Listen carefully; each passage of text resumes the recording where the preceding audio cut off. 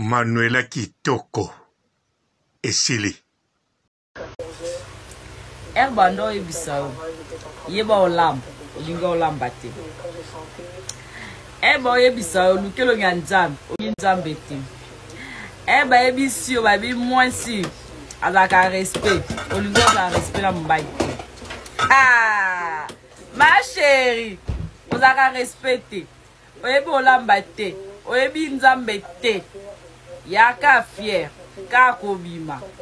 Ya. Français belé, oyebi olamba te. Ma chérie, tu vas tout là. Okotula. Likonangu, oyebi nzambe te respecté.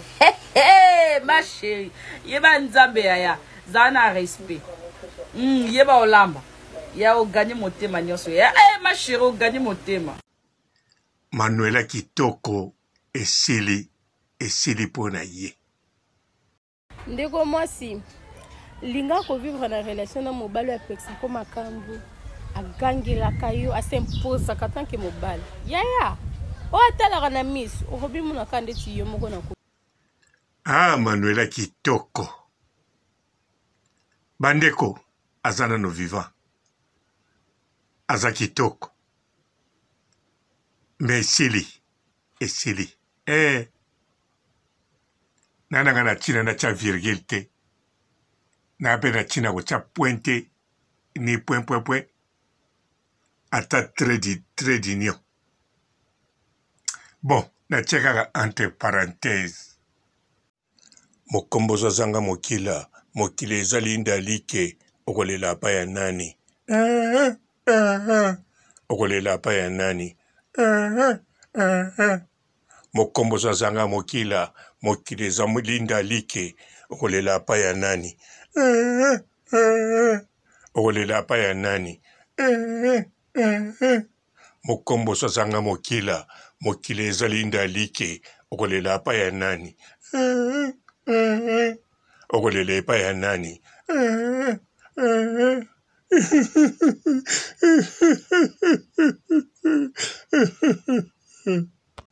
Bandeko Manuela Kitoko esili bandeko mokombozo zanga mokila ezali ndalike okolela pa ya nani okolela pa ya nani mokombozo zanga mokila ezali ndalike okolela pa ya nani okolela pa ya nani mokombozo zanga mokila ezali ndalike okolela pa ya nani okolela pa ya nani.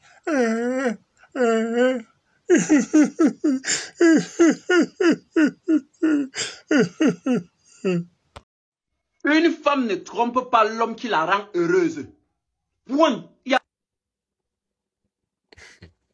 Va dire ça à tes soeurs camerounaises, ou bien à tes voisins congolais, ou bien à vos rivaux ivoiriens là. Toi, tu as déjà connu combien de femmes? On t'a dit qu'on trompe parce qu'on est heureux ou pas? Non. On trompe parce que c'est un choix. Ceux qui acceptent de tromper là, c'est parce qu'ils ont fait le choix de tromper. Sinon, ça n'a rien à voir avec le bonheur ou le malheur. Parce que tromper, c'est un choix.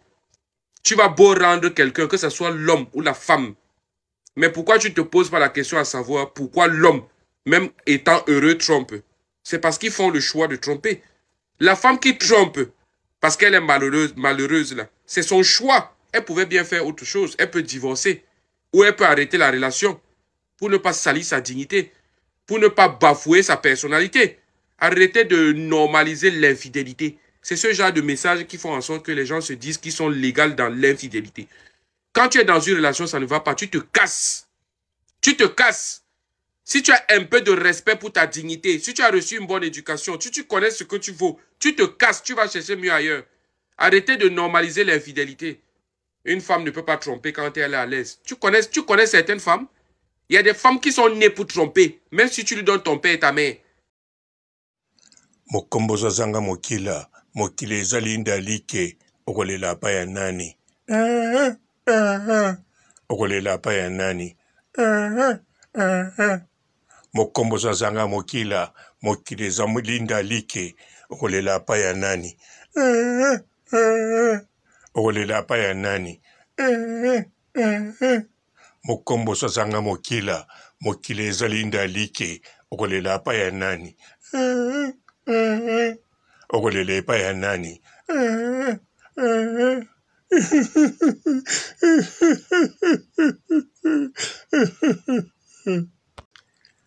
mbote bapapa bamama bandeko mbote barando na barandonete mbote batoyo balingaka rando na baoyo balingaka rando te mbote ba jeune garçon na ba jeune fille mbote bana mike na ba bebe mbote ba Sainte Anuarite, Sainte Thérèse, Sainte Ingrid Kabongo. Manuela Kitoko esili Erbando ebisao yeba olamba olinga olamba te eba ebisao lukelo nyanzambe oyinzambe te eba ebisio babi mwansi azaka respect olinga za respect na mbai ma chérie ozaka respecté oyebi olamba te oyebi nzambe te yaka fier ka kobima ya français belé oyebi olamba te ma chérie tu vas tout là okotula likonango oyebi nzambe te respecté ma chérie yeba nzambe yaya zana respect yeba olamba ya oganye motema nyonso ya ma chérie oganye motema. Manuela Kitoko esili pona ye ndeko mwasi linga kovivre na relation na mobali apekisa ko makambo agangelaka yo asimposaka tanke mobali yaya o atalaka na miss okobimonaka ndeti yo moko na Manuela Kitoko bandeko aza nano vivant aza kitoko me esili nananga na ntina na tia virgule te na mpe na ntina kotia pointe ni point ata trait d'union bon natia kaka entre parenthèse mokomboso azanga mokili eza linda like okolela apa ya nani okolela apa ya nani mokomboso azanga mokili eza molinda like okolela apa ya nani okolela apa ya nani mokomboso azanga mokili eza linda like okolela apa ya nani okolela epa ya nani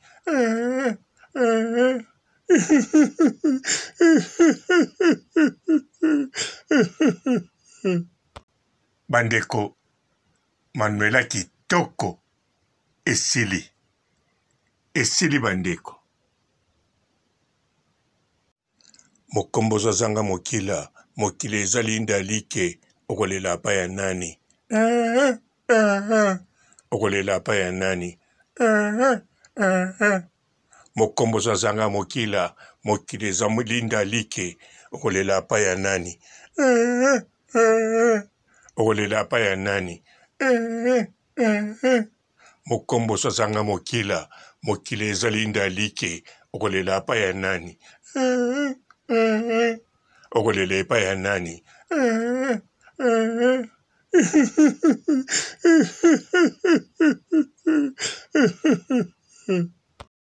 Une femme ne trompe pas l'homme qui la rend heureuse. Point. Va dire ça à tes soeurs camerounaises, ou bien à tes voisins congolais, ou bien à vos rivaux ivoiriens là. Toi, tu as déjà connu combien de femmes? On t'a dit qu'on trompe parce qu'on est heureux ou pas? Non. On trompe parce que c'est un choix. Ceux qui acceptent de tromper, là, c'est parce qu'ils ont fait le choix de tromper. Sinon, ça n'a rien à voir avec le bonheur ou le malheur. Parce que tromper, c'est un choix. Tu vas beau rendre quelqu'un, que ce soit l'homme ou la femme. Mais pourquoi tu ne te poses pas la question à savoir pourquoi l'homme, même étant heureux, trompe? C'est parce qu'ils font le choix de tromper. La femme qui trompe, parce qu'elle est malheureuse là, c'est son choix. Elle pouvait bien faire autre chose. Elle peut divorcer. Ou elle peut arrêter la relation pour ne pas salir sa dignité, pour ne pas bafouer sa personnalité. Arrêtez de normaliser l'infidélité. C'est ce genre de messages qui font en sorte que les gens se disent qu'ils sont légaux dans l'infidélité. Quand tu es dans une relation, ça ne va pas. Tu te casses. Tu te casses. Si tu as un peu de respect pour ta dignité, si tu as reçu une bonne éducation, si tu connais ce que tu vaux, tu te casses, tu vas chercher mieux ailleurs. Arrêtez de normaliser l'infidélité. Une femme ne peut pas tromper quand elle est à l'aise. Tu connais certaines femmes? Il y a des femmes qui sont nées pour tromper, même si tu lui donnes ton père et ta mère. Mokomboza zanga mokila, mokile ezali ndalike, okolela pa ya nani. Okolela pa ya nani. Mokomboza zanga mokila, mokile ezali ndalike, okolela pa ya nani. Okolela pa ya nani. Mokomboza zanga mokila, mokile ezali ndalike, okolela pa ya nani. Okolele pa ya nani.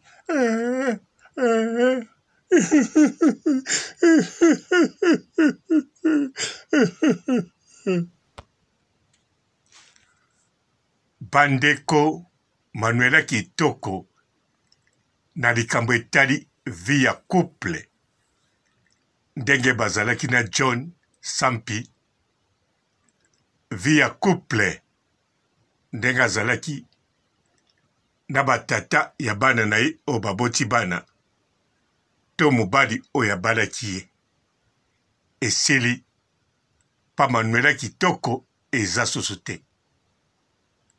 Bandeko bokokamwa bolobi te. Mama tete abana na 50. Tala lobi nakendaki mariage moko. Mama mosusu abota pe bana. Aza divorcé. Aza kuti na 7 bana lobi abalaki. Wana bango. Mokombozo zanga mokila. Mokile ezali ndalike. Okolela pa ya nani. Okolela pa ya nani. Mokombozo zanga mokila. Mokile ezali ndalike. Okolela pa ya nani. Okolela pa ya nani. Mokombozo zanga mokila. Mokile ezali ndalike. Okolela pa ya nani. Okolela pa ya nani.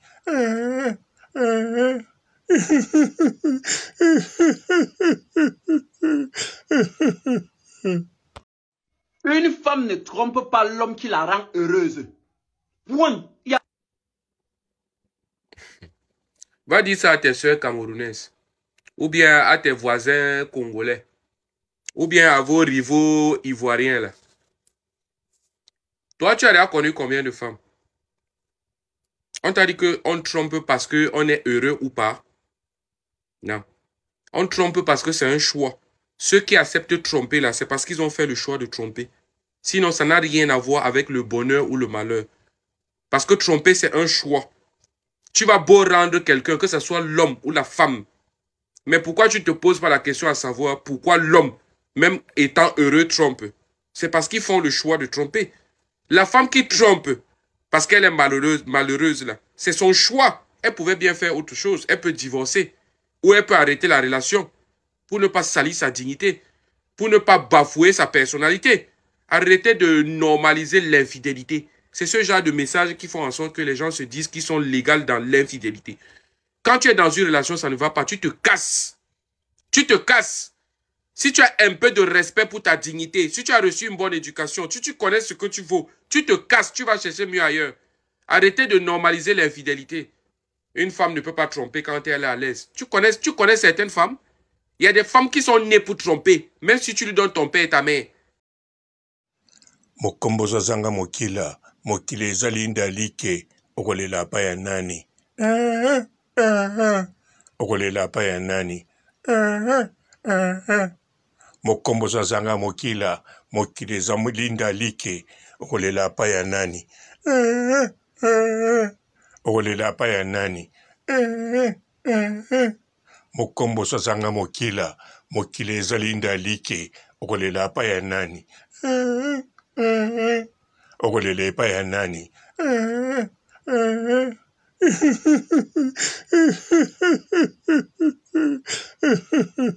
bango baza Manuela te. Manuela bokomona ye mwasi kitoko. Manuela bokolula ye. Me Manuela biographie na ye elakisi biso. Manuela mibali balingaka kozala na ye te. Ata mobali aluli ye. Soki akomi penepene na ye, akomo bima na ye, posa ezalaka na mibali wana kokima. Batu bakima na vi ya Manuela te, ezali mobali oyo abalaki ye. Ezali bapapa ya bana na ye oyo bakabona liboso. Ezali papa oyo abota ye. Ezali ba mibali oyo bakima ye te. Siko Manuela banda tikala ye moko. Soki tolandi masolo ya ba maître gauche, droite. Tolandi lisolo ya mibali oyo toyebi. O baleka na vi ya Manuela. Po Manuela na vi na ye mibali balekaka. Tango nyonso. Mokombozo azanga mokila. Mokili eza linda like. Okolela pa ya nani. Okolela pa ya nani. Mokombozo azanga mokila. Mokili eza linda like. Okolela pa ya nani. Okolela pa ya nani. Mokombozo azanga mokila. Mokili eza linda like. Okolela pa ya nani. Okolela pa ya nani.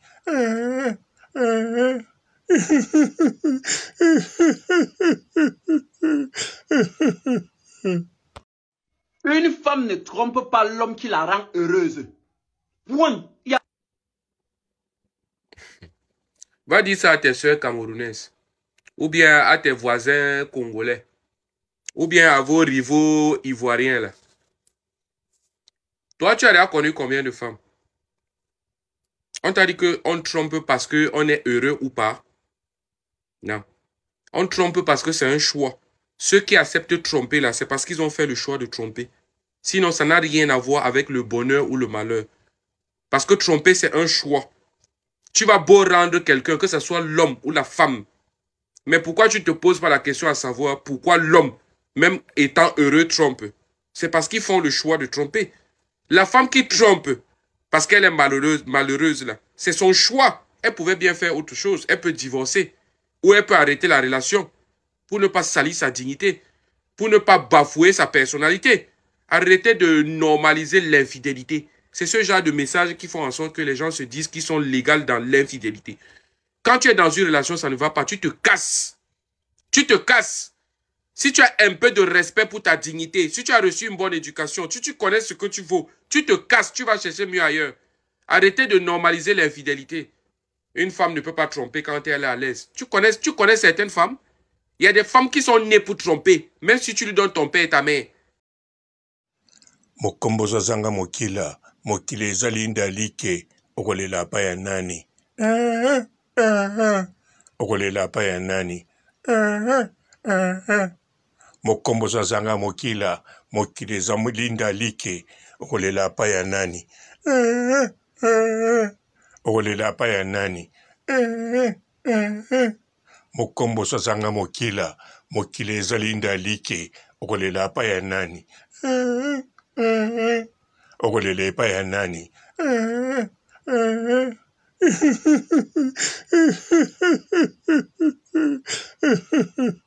Mengana zolobela mibali oyo akondima batu bamona yeke azali copain ya Manuela kitoko pe azali pour na relation sérieuse. En tout cas, mibali pele obalekaka na vie ya Manuela basouhaite ezala bongo te balekaka mbangu. Misusu pe Manuela amonaka si nakomi Manuela kitoko mobali neti yo tobetana kaka magoda nakolakisa na mutu te nazokita niveau. Bandeko eza bongo nalobi mabuta kokangama na vie ya Manuela na relation sérieuse akozala susu te mpo na bongo. Po oyo akoya alinga kangama na Manuela, Manuela deja akoyoka soni po apresente biso ye. Po oyo yo akoluka kangama na vie ya Manuela, vraiment eza n'importe quel mobali te. Eza penza même pas blessé de guerre. Et kozala mutavanda 100 ans na forêt équatoriale ye moko na bagorille. Mokombozo zanga mokila mokile ezali ndalike okolela pa ya nani. Okolela pa ya nani. Mokombozo zanga mokila mokile ezali ndalike okolela pa ya nani. Okolela pa ya nani. Mokombozo zanga mokila mokile ezali ndalike okolela pa ya nani. Okolela pa ya nani.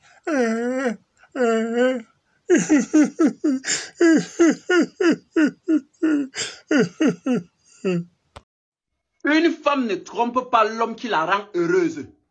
Point. Va dire ça à tes soeurs camerounaises, ou bien à tes voisins congolais, ou bien à vos rivaux ivoiriens là. Toi, tu as déjà connu combien de femmes? On t'a dit qu'on trompe parce qu'on est heureux ou pas? Non. On trompe parce que c'est un choix. Ceux qui acceptent de tromper là, c'est parce qu'ils ont fait le choix de tromper. Sinon, ça n'a rien à voir avec le bonheur ou le malheur. Parce que tromper, c'est un choix. Tu vas beau rendre quelqu'un, que ce soit l'homme ou la femme. Mais pourquoi tu ne te poses pas la question à savoir pourquoi l'homme, même étant heureux, trompe? C'est parce qu'ils font le choix de tromper. La femme qui trompe, parce qu'elle est malheureuse là, c'est son choix. Elle pouvait bien faire autre chose. Elle peut divorcer. Ou elle peut arrêter la relation. Pour ne pas salir sa dignité. Pour ne pas bafouer sa personnalité. Arrêtez de normaliser l'infidélité. C'est ce genre de message qui font en sorte que les gens se disent qu'ils sont légaux dans l'infidélité. Quand tu es dans une relation, ça ne va pas. Tu te casses. Tu te casses. Si tu as un peu de respect pour ta dignité, si tu as reçu une bonne éducation, si tu connais ce que tu vaux, tu te casses, tu vas chercher mieux ailleurs. Arrêtez de normaliser l'infidélité. Une femme ne peut pas tromper quand elle est à l'aise. Tu connais certaines femmes? Il y a des femmes qui sont nées pour tromper, même si tu lui donnes ton père et ta mère. Mokombozo zanga mokila, mokile ezali ndalike, okolela pa ya nani. Okolela pa ya nani.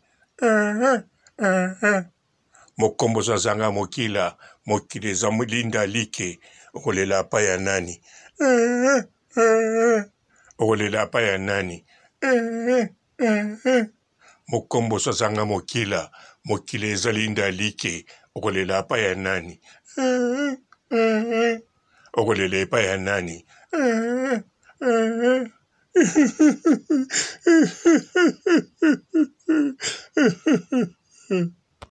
Bandeko ngate munazo souhaiter zala bongo. Mais eza réalité ya vie ya Manuela. Manuela banda kabwana na papa ya bana na ye. Mobali oyo alakisa. Mobali oyo yo alakisa ezali ba maître oyo azwaki na France. Ba maître na mibali oyo alakisaki biso. Siko na mibali tu wana bapakataka kambangu. Mais Manuela alobaka yende mutaboya bango. Problème eza te. Sikoyo mutasimbaki 5 ans ya Manuela. Donc 5 années ya vie ya Manuela. oyo Manuela ayaki mutu makasi oyo apesaki Manuela susu courage ya kokoma mutu makasi komanke na ba grande sœur na ye lokola ba Dani Bokombe, komanke ba camarade na ye, kosakana na batu nyonso ndenge alingi. Bandeko, Manuela kitoko asakani vraiment na batu, anyokoli batu, po na mopanzi na ye azalaki na John. Mokombozo azanga mokila, mokila ezali ndalike, okolela pa ya nani? Okolela pa ya nani?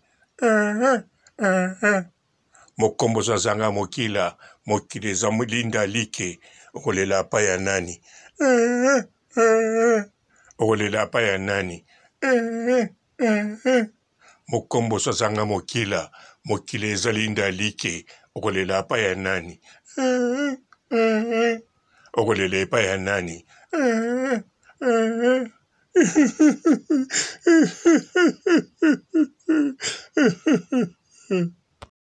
Une femme ne trompe pas l'homme qui la rend heureuse.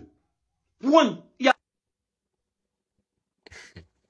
Va dire ça à tes soeurs camerounaises, ou bien à tes voisins congolais, ou bien à vos rivaux ivoiriens là. Toi, tu as déjà connu combien de femmes?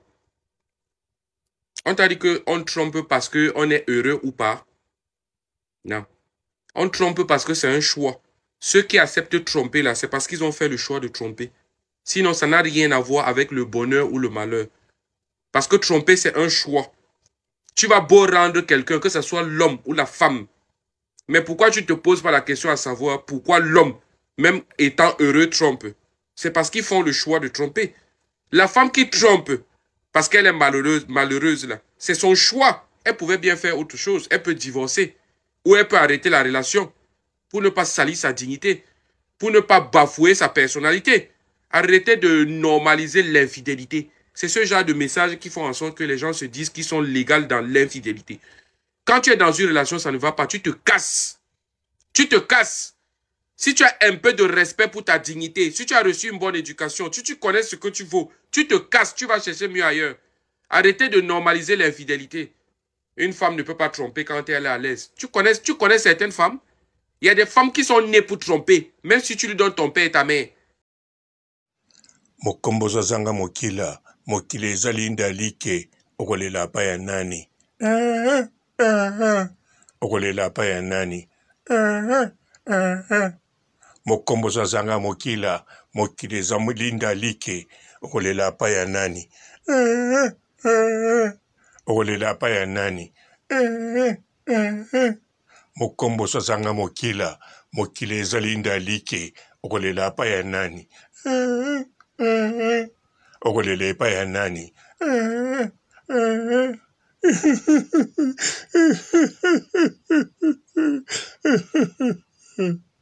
Mobali lokola John Manuela alotaki ye te kakoya na vi na ye. Azalaki même na doute. Tango John pe ayaki, Manuela andimaki teke bakokisa même une année. Alors Manuela tango bakokisa une année, 2 ans. Vraiment Manuela monaki neti abalaki. Wana bana Manuela oya liboso aza nanu na 14 ans. 5 ans après, a commis à 19 ans. Alors Manuela kitoko, matate bandako yana John tango mwana a komaki deya na 17 ans, mais baso kitsango bazo matsango.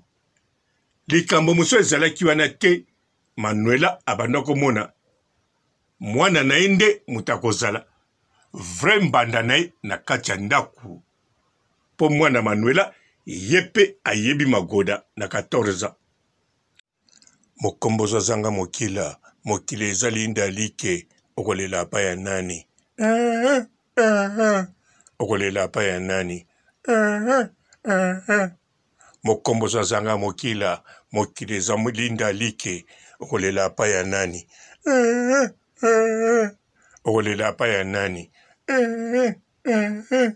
mokombo sasanga mokila mokili ezali ndalike okolela epai ya nani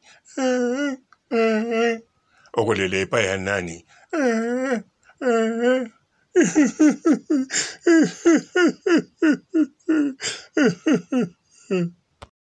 Une femme ne trompe pas l'homme qui la rend heureuse. Point. Va dire ça à tes soeurs camerounaises, ou bien à tes voisins congolais, ou bien à vos rivaux ivoiriens là. Toi, tu as déjà connu combien de femmes? On t'a dit qu'on trompe parce qu'on est heureux ou pas? Non. On trompe parce que c'est un choix. Ceux qui acceptent de tromper là, c'est parce qu'ils ont fait le choix de tromper. Sinon, ça n'a rien à voir avec le bonheur ou le malheur. Parce que tromper, c'est un choix.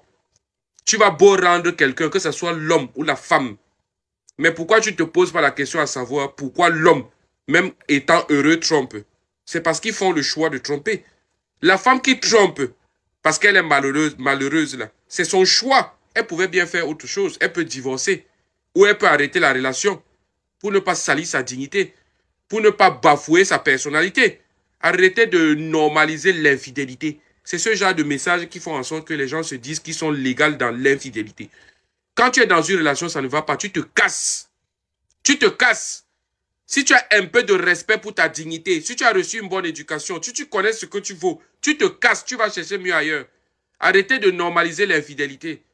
Une femme ne peut pas tromper quand elle est à l'aise. Tu connais certaines femmes? Il y a des femmes qui sont nées pour tromper, même si tu lui donnes ton père et ta mère. Mokombo zanga mokila, mokile ezali ndalike, okolela pa ya nani. Okolela pa ya nani. Mokombo zanga mokila, mokile ezali ndalike, okolela pa ya nani. Okolela pa ya nani. Mokombo zanga mokila, mokile ezali ndalike, okolela pa ya nani. Okolela epai ya nani.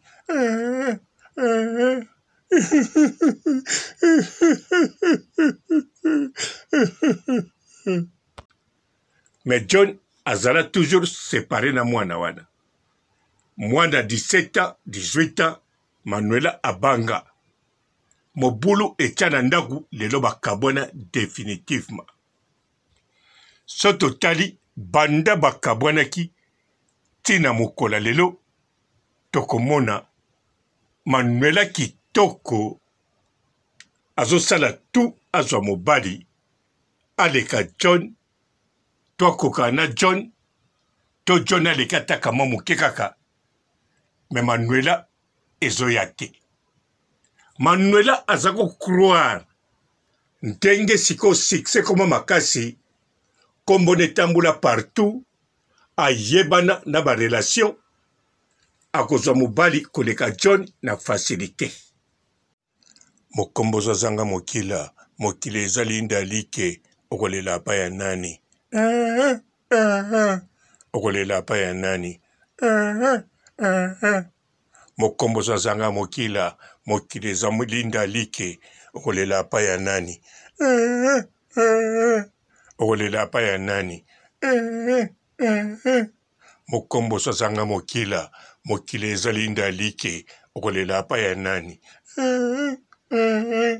Okolela epai ya nani.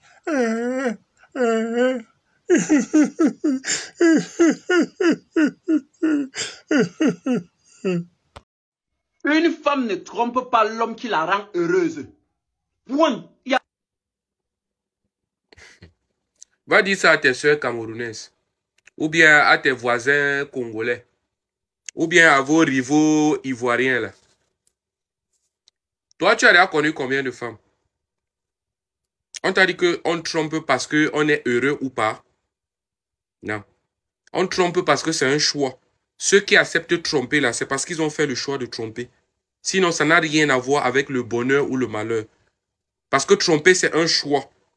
Tu vas beau rendre quelqu'un, que ce soit l'homme ou la femme. Mais pourquoi tu ne te poses pas la question à savoir pourquoi l'homme, même étant heureux, trompe? C'est parce qu'ils font le choix de tromper. La femme qui trompe, parce qu'elle est malheureuse là, c'est son choix. Elle pouvait bien faire autre chose. Elle peut divorcer. ou elle peut arrêter la relation pour ne pas salir sa dignité, pour ne pas bafouer sa personnalité. Arrêtez de normaliser l'infidélité. C'est ce genre de messages qui font en sorte que les gens se disent qu'ils sont légaux dans l'infidélité. Quand tu es dans une relation, ça ne va pas, tu te casses. Tu te casses. Si tu as un peu de respect pour ta dignité, si tu as reçu une bonne éducation, si tu connais ce que tu vaux, tu te casses, tu vas chercher mieux ailleurs. Arrêtez de normaliser l'infidélité. Une femme ne peut pas tromper quand elle est à l'aise. Tu connais certaines femmes? Il y a des femmes qui sont nées pour tromper, même si tu lui donnes ton père et ta mère. Mokombozo zanga mokila, mokile ezali ndalike, okolela pa ya nani. Okolela pa ya nani. Mokombozo zanga mokila, mokile ezali ndalike, okolela pa ya nani. Okolela pa ya nani. Mokombozo zanga mokila, mokile ezali ndalike, okolela pa ya nani. Okolele pa ya nani.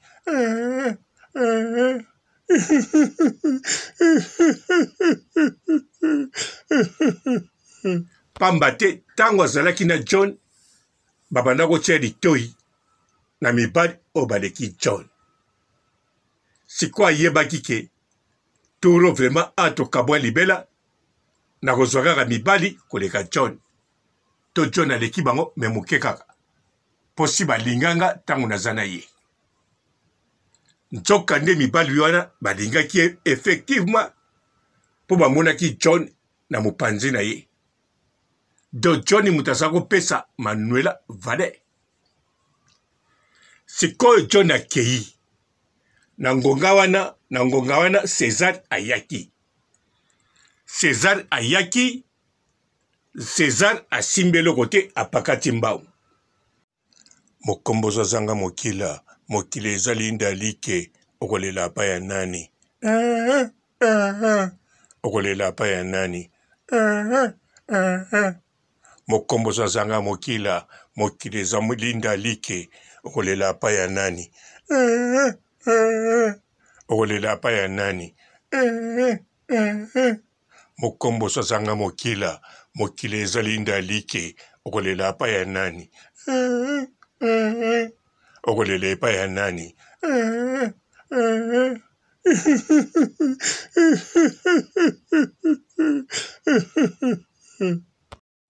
Une femme ne trompe pas l'homme qui la rend heureuse. Point. Va dire ça à tes soeurs camerounaises, ou bien à tes voisins congolais, ou bien à vos rivaux ivoiriens là. Toi, tu as déjà connu combien de femmes? On t'a dit qu'on trompe parce qu'on est heureux ou pas? Non. On trompe parce que c'est un choix. Ceux qui acceptent de tromper là, c'est parce qu'ils ont fait le choix de tromper. Sinon, ça n'a rien à voir avec le bonheur ou le malheur. Parce que tromper, c'est un choix. Tu vas beau rendre quelqu'un, que ce soit l'homme ou la femme. Mais pourquoi tu ne te poses pas la question à savoir pourquoi l'homme, même étant heureux, trompe? C'est parce qu'ils font le choix de tromper. La femme qui trompe, parce qu'elle est malheureuse là, c'est son choix. Elle pouvait bien faire autre chose. Elle peut divorcer. Ou elle peut arrêter la relation pour ne pas salir sa dignité, pour ne pas bafouer sa personnalité. Arrêtez de normaliser l'infidélité. C'est ce genre de messages qui font en sorte que les gens se disent qu'ils sont légaux dans l'infidélité. Quand tu es dans une relation, ça ne va pas, tu te casses. Tu te casses. Si tu as un peu de respect pour ta dignité, si tu as reçu une bonne éducation, si tu connais ce que tu vaux, tu te casses, tu vas chercher mieux ailleurs. Arrêtez de normaliser l'infidélité. Une femme ne peut pas tromper quand elle est à l'aise. Tu connais certaines femmes? Il y a des femmes qui sont nées pour tromper, même si tu lui donnes ton père et ta mère. Mokombozo zanga mokila, mokile ezali ndalike, okolela pa ya nani.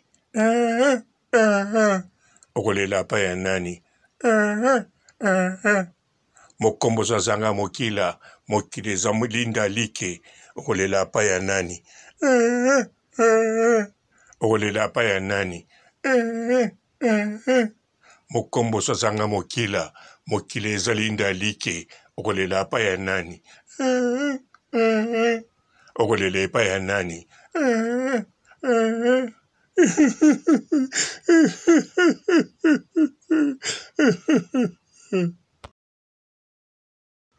alors Manuela aboyi baza na conflit na César pour sa présenter qui est Manuela alobi aza vienanga tosalaki kaka babes sikoyo John pe bisika kei aza na copine na ye oyoyo love de temps en temps ezwa makasi na Manuela rando na rando. C'est comme Manuela a vu déjà tant. Une année déjà est coquille. Banda bakabona na John. Donc, ezelo kamabe. Eza et signe mabe. Entre-temps, Manuela na une année oyo a vu déjà Magoda. Na batu différent. Mokombo zanga mokila. Mokile ezali ndalike. Okolela pa ya nani. Okolela pa ya nani. Mokombo zanga mokila. Mokile zamulinda like. Okolela pa ya nani. Okolela pa ya nani. Mokombo zanga mokila. Mokile zalinda like. Okolela pa ya nani.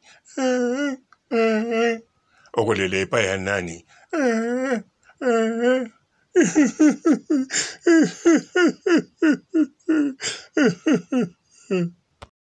Une femme ne trompe pas l'homme qui la rend heureuse.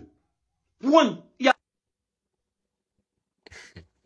Va dire ça à tes soeurs camerounaises, ou bien à tes voisins congolais, ou bien à vos rivaux ivoiriens là. Toi, tu as déjà connu combien de femmes? On t'a dit qu'on trompe parce qu'on est heureux ou pas? Non. On trompe parce que c'est un choix. Ceux qui acceptent de tromper là, c'est parce qu'ils ont fait le choix de tromper. Sinon, ça n'a rien à voir avec le bonheur ou le malheur. Parce que tromper, c'est un choix. Tu vas beau rendre quelqu'un, que ce soit l'homme ou la femme. Mais pourquoi tu ne te poses pas la question à savoir pourquoi l'homme, même étant heureux, trompe? C'est parce qu'ils font le choix de tromper. La femme qui trompe, parce qu'elle est malheureuse là, c'est son choix. Elle pouvait bien faire autre chose. Elle peut divorcer. Ou elle peut arrêter la relation pour ne pas salir sa dignité, pour ne pas bafouer sa personnalité. Arrêtez de normaliser l'infidélité. C'est ce genre de messages qui font en sorte que les gens se disent qu'ils sont légaux dans l'infidélité. Quand tu es dans une relation, ça ne va pas, tu te casses. Tu te casses. Si tu as un peu de respect pour ta dignité, si tu as reçu une bonne éducation, si tu connais ce que tu vaux, tu te casses, tu vas chercher mieux ailleurs. Arrêtez de normaliser l'infidélité. Une femme ne peut pas tromper quand elle est à l'aise. Tu connais certaines femmes? Il y a des femmes qui sont nées pour tromper, même si tu lui donnes ton père et ta mère. Mokombo zanga mokila, mokile ezali ndalike, okolela pa ya nani. Okolela pa ya nani. Mokombo zanga mokila, mokile ezali ndalike, okolela pa ya nani. Okolela pa ya nani. Mokombo zanga mokila, mokile ezali ndalike, okolela pa ya nani. Okolela pa ya nani.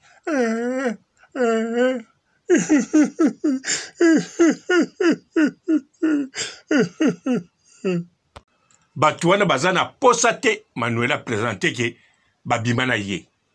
Ba misusu pe Manuela aza na posa te alakisa ke abimaki na bango. Po bino nyonso boyebi Manuela alobaka ye moko Magoda eza très important. Soko zozwa Magoda te okoko bela to koko zala nini. Eza pe parti na zalaka na ye d'accord yango wana. Ponga papa robo na yebi peke. Eloko ezali très important. Elenge kitoko ezali Magoda na couple pe na être humain. Kote kuna ngada ye même moral. Mokombo zanga mokila, mokile ezali ndalike, okolela pa ya nani. Okolela pa ya nani. Mokombo zanga mokila, mokile ezali ndalike, okolela pa ya nani. Okolela pa ya nani.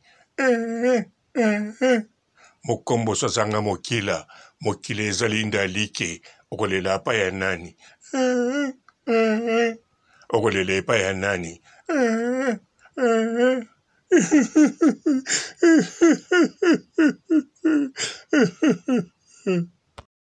Une femme ne trompe pas l'homme qui la rend heureuse. Point. Va dire ça à tes soeurs camerounaises, ou bien à tes voisins congolais, ou bien à vos rivaux ivoiriens là. Toi, tu as déjà connu combien de femmes? On t'a dit qu'on trompe parce qu'on est heureux ou pas? Non. On trompe parce que c'est un choix. Ceux qui acceptent de tromper là, c'est parce qu'ils ont fait le choix de tromper. Sinon, ça n'a rien à voir avec le bonheur ou le malheur. Parce que tromper, c'est un choix. Tu vas beau rendre quelqu'un, que ce soit l'homme ou la femme. Mais pourquoi tu ne te poses pas la question à savoir pourquoi l'homme, même étant heureux, trompe? C'est parce qu'ils font le choix de tromper. La femme qui trompe, parce qu'elle est malheureuse là, c'est son choix. Elle pouvait bien faire autre chose. Elle peut divorcer. Ou elle peut arrêter la relation pour ne pas salir sa dignité, pour ne pas bafouer sa personnalité.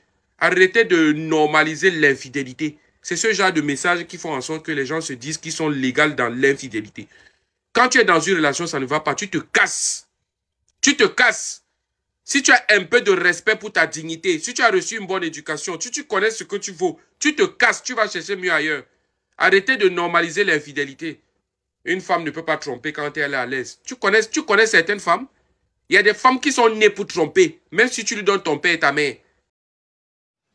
Mokombozo zanga mokila, mokile ezali ndalike, okolela pa ya nani. Okolela pa ya nani. Mokombozo zanga mokila, mokile ezali ndalike, okolela pa ya nani. Okolela pa ya nani. Mokombozo zanga mokila, mokile ezali ndalike, okolela pa ya nani. Okolele pa ya nani.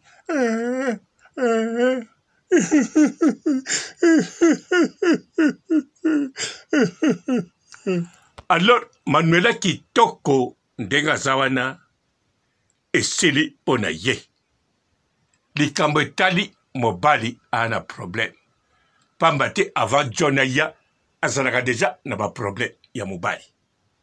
Banda kabwana na bibali oya bota na bango azala muta ba problème ata beta magoda na Rotterdam mobimba akota Amsterdam asilisa asilisi ba congolais na ba congolais bakoma koyoka isoni akota na bekolo pe azo continuer tina mukola lelo pendenga zawana ayebina koloba ba milongi minoko ya bekolo azape wana ndeko na biso coiffeur oya edaki ye mpona bitumba ya bambeli akoko ede pe na magoda me mpona koede ye mutu abima mobali officiel bandeko esili bolanda bote ya Manuela te esili Manuela akomi Manuela Libabe esili imene imene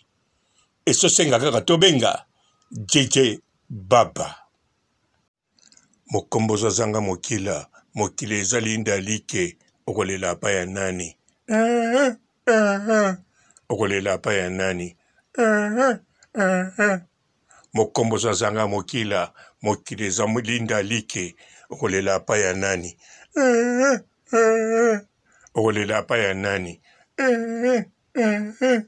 Mokombozo zanga mokila, mokile ezali ndalike, okolela pa ya nani. Okolele pa ya nani.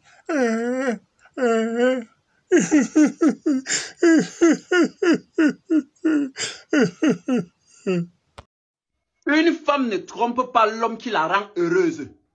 Point. Va dire ça à tes soeurs camerounaises, ou bien à tes voisins congolais, ou bien à vos rivaux ivoiriens là. Toi, tu as déjà connu combien de femmes? On t'a dit qu'on trompe parce qu'on est heureux ou pas? Non. On trompe parce que c'est un choix. Ceux qui acceptent de tromper là, c'est parce qu'ils ont fait le choix de tromper. Sinon, ça n'a rien à voir avec le bonheur ou le malheur. Parce que tromper, c'est un choix. Tu vas beau rendre quelqu'un, que ce soit l'homme ou la femme. Mais pourquoi tu ne te poses pas la question à savoir pourquoi l'homme, même étant heureux, trompe? C'est parce qu'ils font le choix de tromper. La femme qui trompe, parce qu'elle est malheureuse là, c'est son choix. Elle pouvait bien faire autre chose. Elle peut divorcer. Ou elle peut arrêter la relation pour ne pas salir sa dignité, pour ne pas bafouer sa personnalité. Arrêtez de normaliser l'infidélité. C'est ce genre de messages qui font en sorte que les gens se disent qu'ils sont légaux dans l'infidélité. Quand tu es dans une relation, ça ne va pas, tu te casses. Tu te casses. Si tu as un peu de respect pour ta dignité, si tu as reçu une bonne éducation, si tu connais ce que tu vaux, tu te casses, tu vas chercher mieux ailleurs. Arrêtez de normaliser l'infidélité.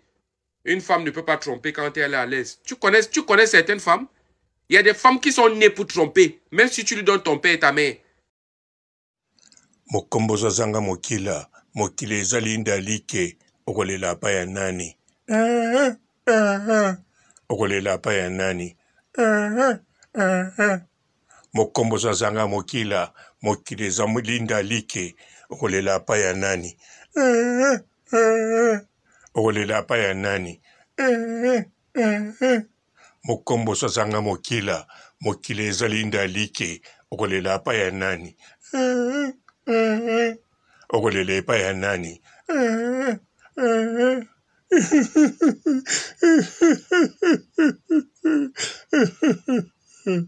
Bonjour fidèles internautes de www.elengiakomba TV. Bonjour, bonsoir, balandi nyonso ya Elengi ya Komba. Congolaise TV. Belé partout dans le monde, partout où vous êtes, partout où vous êtes, Elengi ya Komba TV vraiment. Bonjour, bonsoir, on va abonner fan nyonso ya Elengi ya Komba Congolais TV. Bonjour à mon boss, on a appelé ça vraiment un pandi. Bonjour à mon boss, JP Kiama. Je salue mon boss Balobi, boss des boss Babi, JP Kiama. Bonjour, à Elengi ya Komba Congolais TV vraiment. Ramon Lazana, chaîne de ceux qui topo, il y a pas de JP Kiama, et boss des boss, il y a ni à danger. Donc, Maxime Talon Lazaki. Il y a boss Nabiso JP Kiama. Nzambe na ngai. Ba boss bazali ba boss bazali. JP Kiama, le boss des boss. Napesi d'abord bonjour, te ba mbote belé na mo boss JP Kiama, wana na koza ngisaote. Donc na ko le katisana, napesa mo boss JP Kiama, boss des boss. Bonjour fidèles internautes de www.elengiakomba TV. Bonjour, bonsoir, balandi nyonso ya Elengi ya Komba. Congolaise TV. Belé partout dans le monde, partout où vous êtes, partout où vous êtes, Elengi ya Komba TV vraiment. Bonjour, bonsoir, on va abonner fan nyonso ya Elengi ya Komba Congolais TV. Bonjour à mon boss, on a appelé ça vraiment un pandi. Bonjour à mon boss, JP Kiama. Je salue mon boss Balobi, boss des boss Babi, JP Kiama. Bonjour, à Elengi ya Komba Congolais TV vraiment. Ramon Lazana, chaîne de ceux qui topo, il y a pas de JP Kiama, et boss des boss, il y a ni à danger. Donc, Maxime Talon Lazaki. Il y a boss Nabiso JP Kiama. Nzambe na ngai. Ba boss bazali ba boss bazali.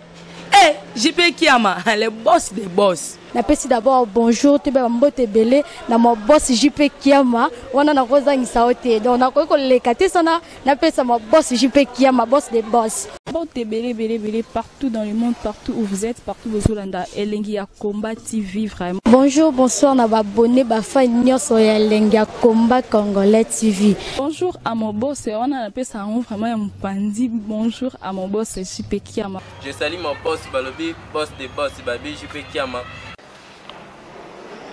Bonjour, à Elengi ya Komba Congolais TV vraiment. Ramon Lazana, chaîne de ceux qui topo, il y a pas de JP Kiama, et boss des boss, il y a ni à danger. Donc, Maxime Talon Lazaki. Il y a boss Nabiso JP Kiama. Nzambe na ngai. Ba boss bazali ba boss bazali. JP Kiama, le boss des boss. Napesi d'abord bonjour, te ba mbote belé na mo boss JP Kiama, wana na koza ngisaote. Donc na ko le katisana, napesa mo boss JP Kiama, boss des boss.